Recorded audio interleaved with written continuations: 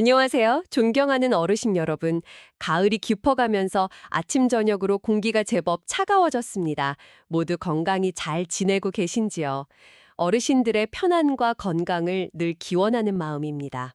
네, 어르신들께서 늘 활기차고 건강한 하루하루를 보내시기를 저희도 함께 응원합니다. 이런 환절기에는 특히 감기 조심하셔야겠습니다. 오늘은 어르신들의 귀한 건강, 그중에서도 우리 몸의 생명줄과 같은 혈관을 건강하게 지키는 방법에 대해 쉽고 편안하게 이야기 나누어 보려고 합니다. 어렵거나 복잡한 내용 아니니까요. 차 한 잔 드시면서 편안한 마음으로 귀 기울여 주시면 감사하겠습니다. 맞습니다. 아무래도 연세가 드시면서 혈관 건강에 대한 관심과 또 걱정이 많아지실 텐데요. 오늘 저희가 나누는 이야기들이 어르신들의 건강한 삶을 가꾸시는데 작게나마 도움이 되기를 진심으로 바랍니다. 네, 그럼 바로 시작해 볼까요? 우리 몸의 뭐랄까, 도로와 마찬가지인 혈관이 튼튼해야 온몸이 건강하다는 이야기는 많이 들어보셨을 겁니다. 이 중요한 혈관에 문제가 생기면 우리 몸은 어떤 신호로 보내게 될까요? 그렇습니다. 혈관은 심장에서 출발한 깨끗한 피, 그러니까 영양분과 산소를 온몸 구석구석으로 실어나르는 아주 중요한 길이죠. 그런데 안타깝게도 나이가 들거나 혹은 생활 습관에 따라서 이 혈관이 예전 같지 않게 좀 딱딱해지고 길이 좁아지는 변화가 생길 수 있습니다. 이것을 동맥경화라고 부릅니다. 동맥경화. 어르신들께서도 귀에 익숙한 이름일 텐데요. 혈관이 딱딱해지고 좁아진다는 것이 정확히 어떤 상태를 의미하는 걸까요? 좀 더 쉽게 설명해 주실 수 있을까요? 네. 아주 쉽게 비유하자면 오래된 수도관 안쪽에 녹이 슬거나 찌꺼기가 끼는 것과 비슷하다고 생각하시면 됩니다. 우리 혈관 안쪽 벽에 콜레스테롤 같은 기름 찌꺼기나 노폐물들이 조금씩 쌓이게 되면 혈관벽은 점점 두꺼워지고 본래 부드러운 탄력을 잃고 좀 뻣뻣해집니다. 당연히 피가 흐르는 길도 좁아지게 되겠죠? 아하, 수도관에 녹이 쓰는 것처럼 혈관에도 찌꺼기가 쌓여서 길이 좁아지는 거군요.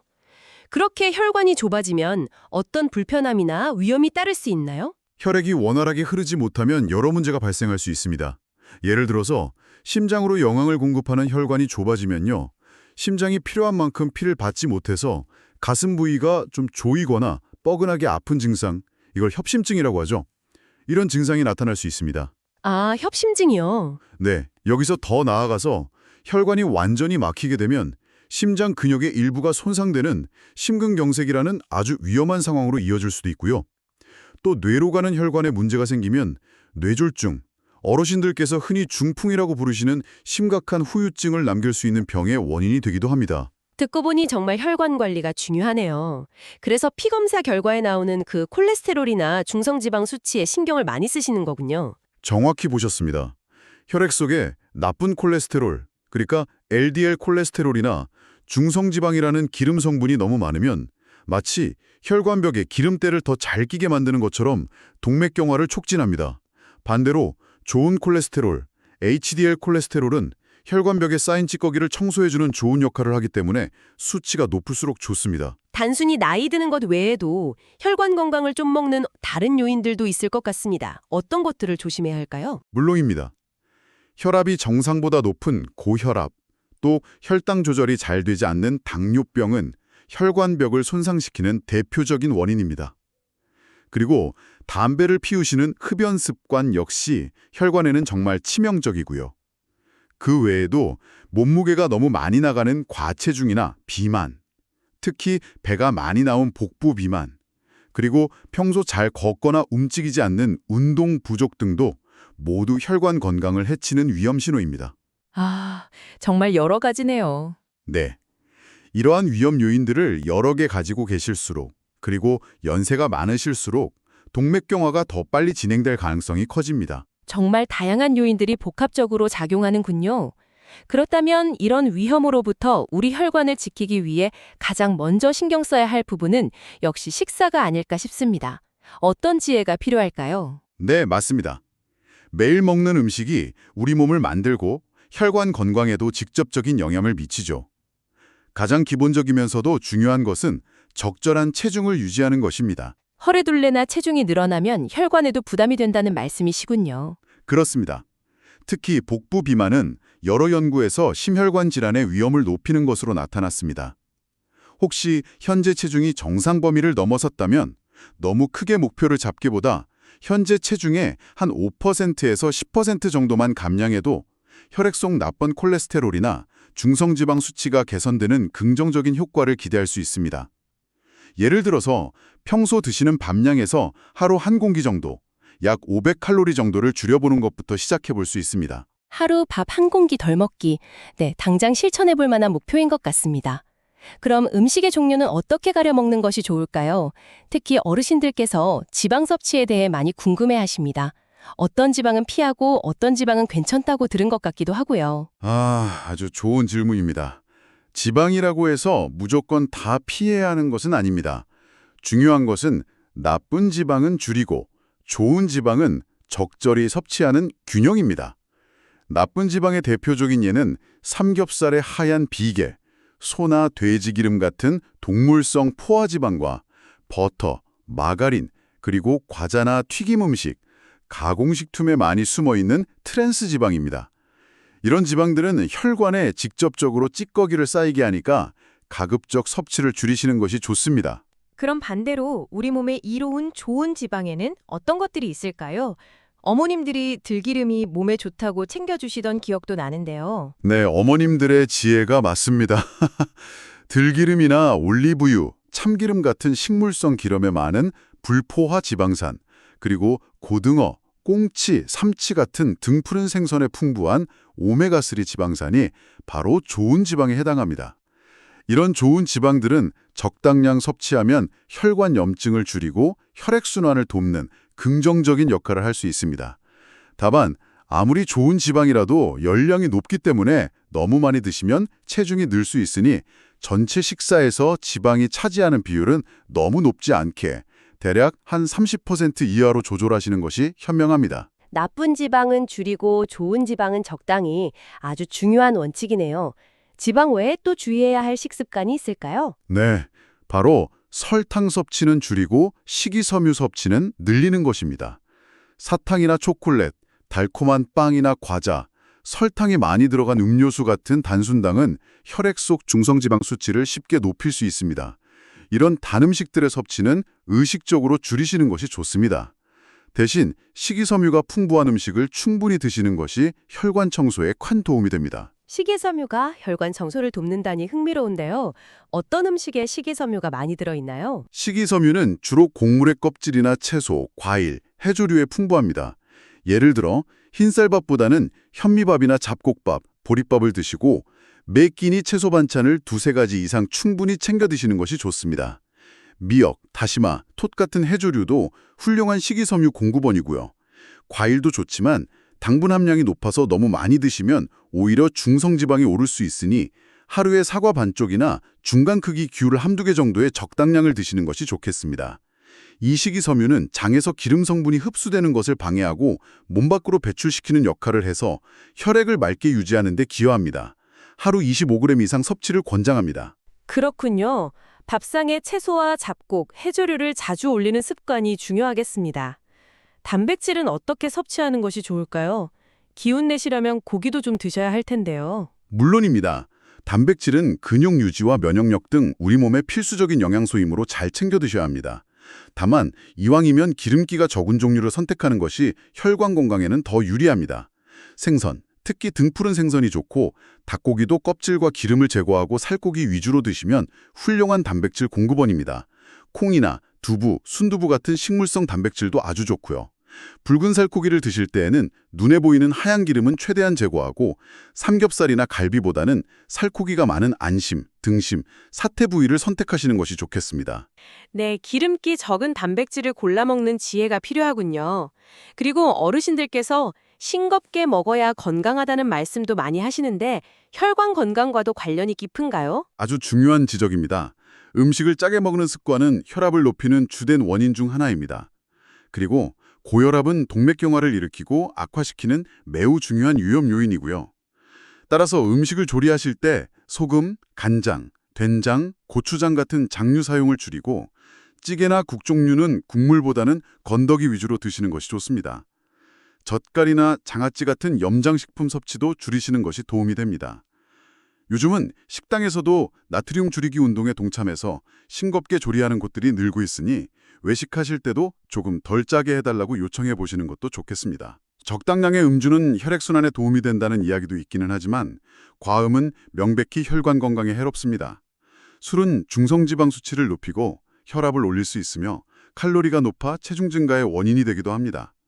건강을 생각하신다면 가급적 술은 자제하시는 것이 최선이고요. 혹시 드시더라도 남성은 하루 2잔, 여성은 하루 1잔 이내로 양을 제한하시는 것이 바람직합니다. 기름을 많이 사용하는 튀김이나 볶음 요리보다는 찌거나 삶거나 굽거나 데치는 조리법이 훨씬 건강합니다. 예를 들어 생선을 기름에 튀기기보다는 굽거나 쪄서 드시고 채소를 볶는 대신 데쳐서 나물로 무쳐 드시는 방식입니다.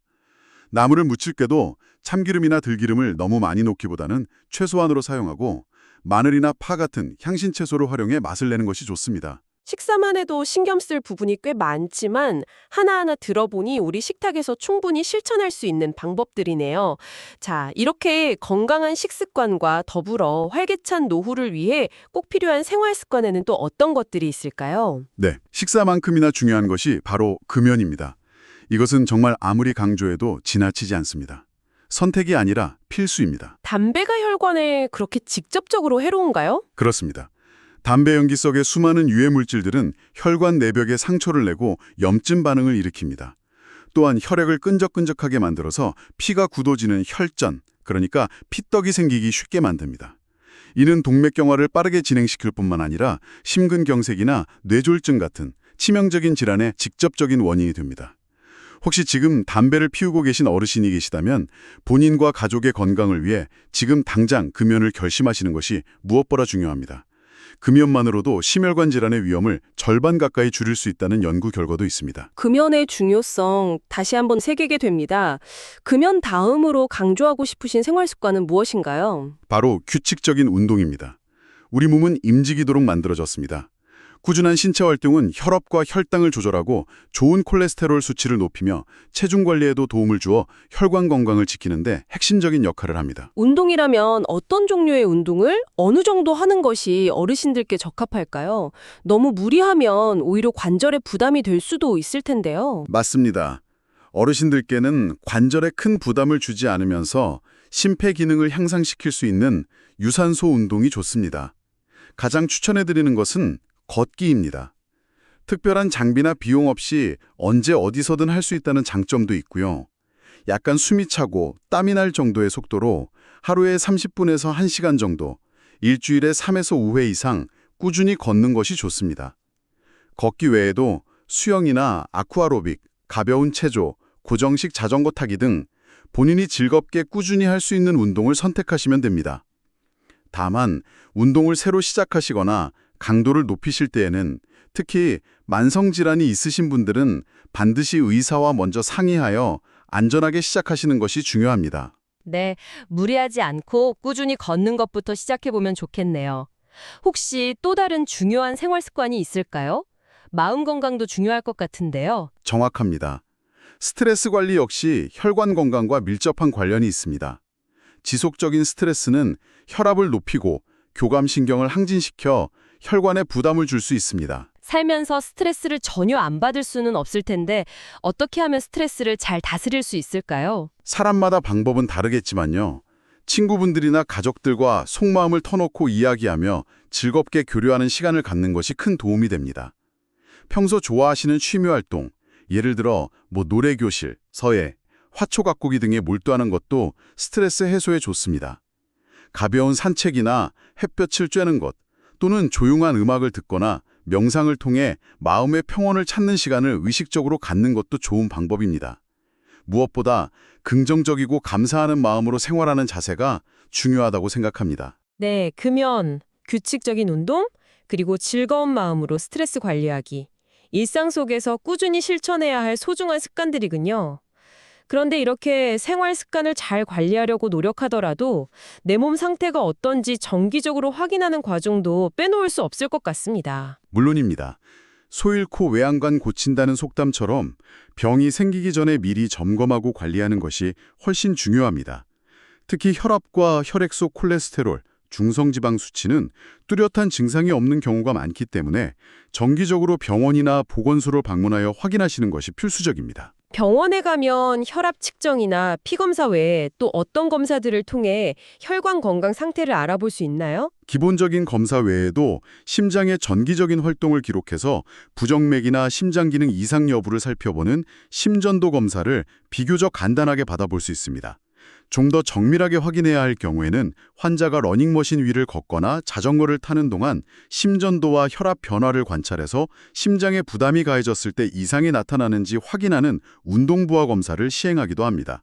이러한 검사들은 숨어 있을 수 있는 심장이나 혈관의 문제를 조기에 발견하는 데 도움을 줄 수 있습니다. 만약 검사 결과 혈압이나 콜레스테롤 수치가 높다는 진단을 받으면 반드시 약을 먹어야 하는 건가요? 생활 습관 개선을 충분히 시도했음에도 불구하고 혈압이나 콜레스테롤 수치가 목표치까지 조절되지 않는다면 의사의 판단하에 약물 치료를 시작하게 됩니다. 혈압을 낮추는 약, 즉 혈압 강화제나 혈중 콜레스테롤, 특히 나쁜 콜레스테롤 LDL 수치를 효과적으로 낮추는 약, 주로 스타틴 계열 약 등이 처방될 수 있습니다. 때로는 혈전 생성을 예방하기 위해 저용량 아스피린 같은 약이 추가되기도 하고요. 여기서 가장 중요한 점은 일단 약물 치료를 시작했다면 의사의 지시 없이 임의로 약 복용을 중단하거나 용량을 변경해서는 절대로 안 된다는 것입니다. 꾸준히 정해진 대로 복용해야 약효를 제대로 볼 수 있고 합병증을 예방할 수 있습니다. 네, 의사 선생님의 처방을 믿고 꾸준히 따르는 것이 중요하군요. 요즘 건강 정보가 워낙 많다 보니 비타민 C나 E 같은 항산화 영양제가 혈관 노화를 막고 건강에 아주 좋다는 이야기도 흔히 들을 수 있습니다. 이런 영양제를 따로 챙겨 먹는 것이 실제로 도움이 될까요? 네, 항산화 성분이 우리 몸의 세포 손상을 막고 노화 방지에 도움이 된다는 것은 사실입니다. 비타민 C, 비타민 E, 베타카로틴 등이 대표적인 항산화 영양소이죠. 하지만 지금까지 이루어진 수많은 대규모 연구 결과를 종합해보면 이러한 항산화 영양제를 영양제 형태로 따로 복용하는 것이 심근경색이나 뇌졸중 같은 심혈관 질환을 예방하는 데 명확하고 일관된 효과를 보인다는 강력한 과학적 증거는 아직 부족한 상태입니다. 아, 그렇군요. 영양제 하나에 너무 큰 기대를 거는 것은 바람직하지 않다는 말씀이시네요. 맞습니다. 특정 영양제에 의존하기보다는 오늘 계속 강조드렸던 것처럼 다양한 색깔의 채소와 과일을 충분히 섭취하고 통곡물, 콩류, 견과류, 생선 등을 골고루 포함하는 균형 잡힌 식사를 통해서 자연스럽게 다양한 영양소와 항산화 성분을 섭취하는 것이 가장 안전하고 효과적인 방법입니다. 좋은 식단이야말로 최고의 영양제라고 할 수 있겠습니다. 네, 오늘 어르신들의 혈관 건강을 지키기 위한 소중한 지혜들을 정말 알기 쉽게 잘 설명해 주셨습니다. 오늘 나눈 이야기들을 잠시 정리해보면 건강한 혈관과 활기찬 노후를 위해서는 무엇보다 적정 체중을 유지하면서 짜고 달고 기름질 음식은 줄이고 채소와 잡곡, 좋은 지방 위주의 건강한 식사를 하는 것이 기본이 되겠고요. 네, 그렇습니다. 더불어 담배는 반드시 끊으셔야 하고 매일 꾸준히 걷기와 같은 즐거운 신체 활동을 하며 긍정적인 마음으로 스트레스를 잘 관리하는 생활 습관을 몸에 익히는 것이 중요합니다. 또한 정기적인 건강검진을 통해 내 몸 상태를 꾸준히 확인하고 필요한 경우 의사의 지시에 따라 치료를 잘 받는 것도 잊지 말아야겠습니다. 그렇습니다. 오늘 많은 이야기를 나누었지만 어쩌면 가장 중요한 것은 이 정보들을 듣고 아, 그렇구나 하고 넘어가는 것이 아니라 오늘부터 당장 내가 실천할 수 있는 작은 것 하나를 찾아 꾸준히 해나가는 것이 아닐까 싶습니다. 어르신께서 오늘 저희 이야기를 들으시고 이것 하나는 꼭 해봐야겠다 하고 마음에 담아가시는 것이 있다면 무엇일까요? 잠시 생각해 보시는 것도 좋겠습니다. 네, 맞습니다. 작은 실천이 모여 건강한 습관이 되고 그 습관이 어르신들의 빛나는 노후를 만들어 갈 것입니다. 천리길도 한 걸음부터라는 마음으로 오늘 당장 시작해 보시길 응원합니다. 그리고 혹시 오늘 저희 이야기가 어르신들께 조금이나마 유익하고 힘이 되었다고 느끼셨다면 앞으로도 저희가 전해드리는 이런 건강 정보들을 계속 받아보시는 것도 좋으실 겁니다. 괜찮으시다면 구독이나 좋아요를 한번 눌러주시면 저희가 더 좋은 정보를 준비하는 데 큰 격려가 될 것 같습니다. 물론 부담은 전혀 갖지 않으셔도 괜찮습니다. 네, 저희는 어르신들의 건강하고 행복한 삶을 응원하는 마음으로 다음에도 꼭 필요하고 이해하기 쉬운 유익한 정보들을 정성껏 준비해서 다시 찾아뵙겠습니다. 오늘 귀한 시간 내어 함께해 주신 어르신 여러분께 진심으로 감사드립니다. 부디 늘 건강하시고 웃음 가득한 행복한 날들 보내시기를 바랍니다. 네, 평안하십시오. 안녕히 계십시오.